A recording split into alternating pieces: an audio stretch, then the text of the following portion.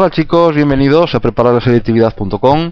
Vamos con un nuevo vídeo de biología y en este caso voy a explicaros cómo funcionan las enzimas, ¿de acuerdo? En un vídeo ya comenté qué era el concepto de catálisis enzimática, donde explicaba el papel que desempeña el enzima o cómo el enzima va a disminuir la energía de activación. En este caso lo que voy a explicaros es cómo funciona realmente un enzima. Bien, y las primeras hipótesis que se hicieron sobre el funcionamiento de una enzima fueron hechas por Emil Fischer en el año 1894, lo que llamó modelo de llave y cerradura. Este modelo sugería que las enzimas eran estructuras rígidas, ¿vale?, similares a una cerradura, mientras que las llaves serían los sustratos. De tal manera que el sustrato primero encajaba, y una vez que encajaba, era cuando después reaccionaba. ¿De acuerdo? A la vista de estos primeros postulados de Fischer, bueno, pues a medida que iban desarrollándose o iban avanzando los descubrimientos en materia de la fisiología y el funcionamiento todo enzimático, se vio que Fischer estaba en lo cierto en dos cosas, ¿no?, en dos situaciones.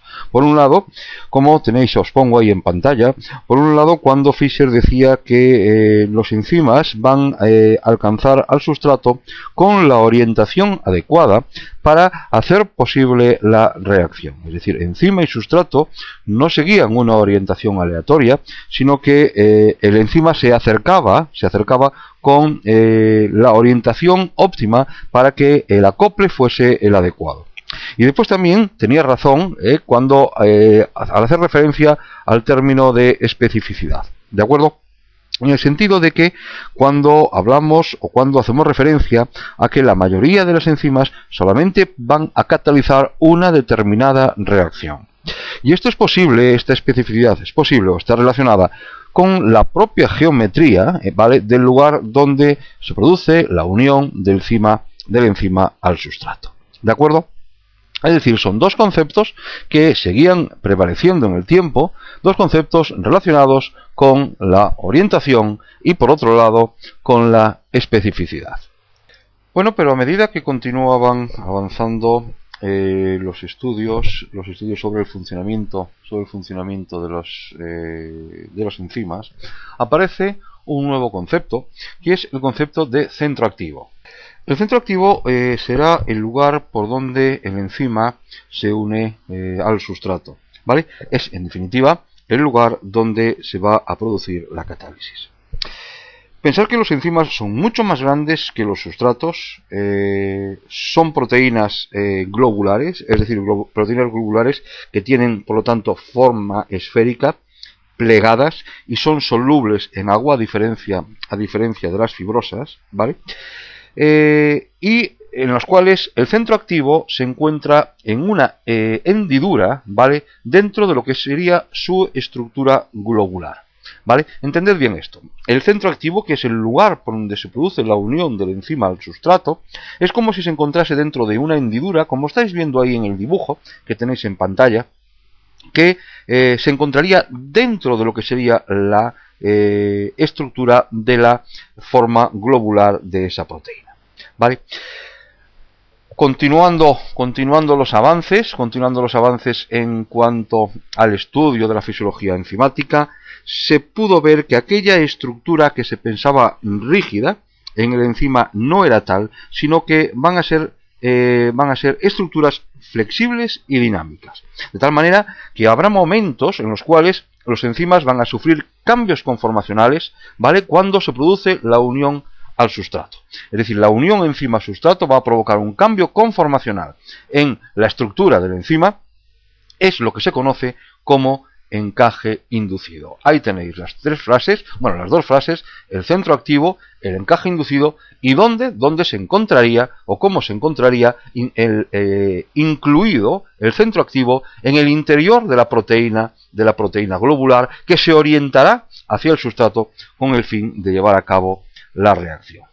Pensar que cuando el sustrato penetra en el centro activo, se van a formar o se establecerán puentes de hidrógeno y otras interacciones electrostáticas con los aminoácidos del centro activo. Es decir, entre los radicales del sustrato y los aminoácidos de la proteína de la enzima. El grado de interacción, ¿vale?, entre sustrato y enzima va a aumentar y será máximo en el estado de transición. Entended bien esto porque es clave para poder determinar lo que hablábamos en el vídeo que os expliqué sobre la catálisis enzimática.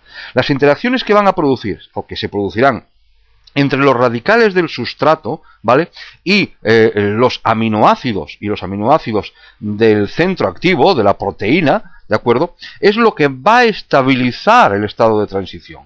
Va a aumentar la estabilidad del estado de transición y por lo tanto va a producir una disminución en la energía de activación. Porque pensar que, tal como decíamos en el vídeo de la catálisis enzimática, ¿vale?, a mayor inestabilidad en el estado de transición, habría por lo tanto una mayor energía de activación. Y si yo quiero disminuir la energía de activación, obligatoriamente voy a tener que aumentar la estabilidad de ese estado. Y esta estabilidad se aumenta, ¿de acuerdo?, debido a las interacciones que se producen por enlaces de tipo de hidrógeno y por otras interacciones electrostáticas entre los aminoácidos de una de las partes y los radicales del sustrato. ¿Está esto bien entendido? Porque esto es clave para entender toda la fisiología y todo el funcionamiento enzimático. Como os estaba diciendo, los radicales van a formar enlaces tipo covalente débil con el sustrato. ¿Y esto qué va a facilitar? La aparición de estos enlaces covalentes va a facilitar que se puedan producir transferencias de grupos de átomos de un sustrato a otro. De la misma manera que en los radicales ácidos y los radicales básicos van a permitir a los sustratos ganar o ceder protones. De esta manera se está produciendo una transferencia de grupos, ¿vale?, que da lugar a la reorientación, a la nueva reorientación y conversión de los sustratos en productos.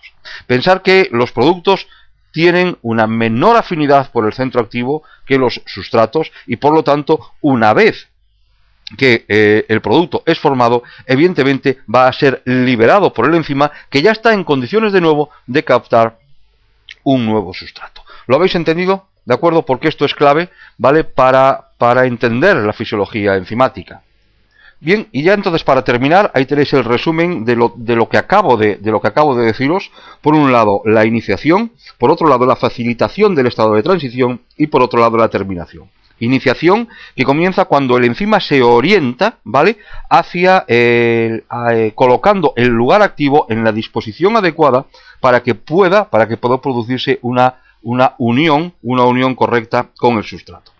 En segundo punto, hablaríamos de la facilitación del estado de transición, que es cuando se producen las interacciones entre el sustrato y la enzima, interacciones sustrato y enzima que van a provocar un aumento en la estabilidad del estado de transición y por lo tanto una disminución en la energía de activación necesaria para alcanzar ese estado.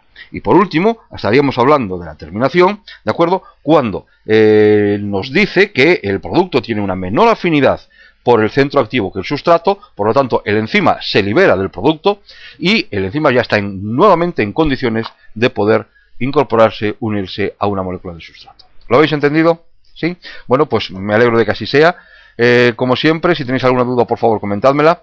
Y gracias por ver los vídeos, ¿vale? Y gracias por estar ahí.